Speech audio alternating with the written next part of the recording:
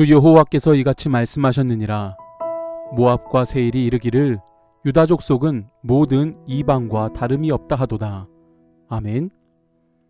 이방 모압과 세일은 유다 족속을 향해 다른 모든 이방과 다름이 없다고 말합니다. 이는 단지 유다가 특별한 것이 없다는 의미만 아니라 그들이 섬기는 하나님 또한 이방의 우상과 별반 다를 것이 없다는 지적으로 실로 하나님을 모독하는 말이 아닐 수 없습니다. 즉 유다가 멸망당하고 성전이 더럽힘을 당한 사실은 이방인들이 볼 때 하나님께서 무능한 존재인 것처럼 여겨지게 합니다. 그렇다면 과연 하나님께서 모압과 세일로부터 이처럼 멸시와 조롱을 받아야 할 만큼 무능한 분이십니까? 자기 백성과 자기 성소마저도 지켜낼 수 없는 무능한 신입니까? 그렇지 않습니다. 하나님께서는 창조자로서 절대 유일의 신입니다. 그는 전능자이시고 영원히 살아계신 분입니다. 그럼에도 불구하고 하나님께서 자기 백성과 당신의 성소마저도 지키지 못한 것처럼 보이는 것은 그분께 원인이 있지 아니하고 그의 백성인 이스라엘 백성들에게 있었습니다. 하나님께서 자기 성소를 더럽힘을 당하도록 방치한 것이 아니라 이스라엘이 망하도록 방치하신 것은 이스라엘의 타락 때문입니다.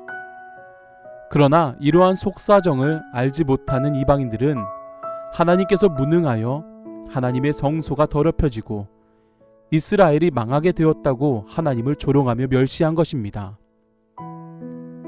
이러한 사실이 보여주듯이 하나님의 백성이 하나님의 백성다운 삶을 살지 못하면 그들 자신은 물론 하나님까지도 조롱과 멸시를 당하게 됩니다. 그렇습니다. 하나님의 백성들의 삶의 양태와 그로 인한 결과는 그들 자신에게만 영향을 미치는 것이 아닙니다. 하나님의 백성들의 삶의 양태와 결과는 곧 하나님께도 직접적으로 영향을 미치게 됩니다. 하나님이 세상에서 영광을 얻으시느냐 아니면 멸시와 조롱을 받으시느냐는 하나님의 백성들에게 달려 있습니다. 타인들이 자기 잘못을 인하여 자기를 욕한다면 이는 참을 수 있을지 모릅니다.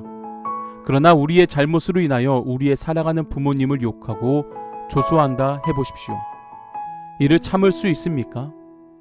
마찬가지로 성도인 우리가 그릇 행한다면 우리의 아버지이신 하나님께서 악하고 거짓된 불신 세상으로부터 모독과 경멸, 조롱을 당하시는 것입니다.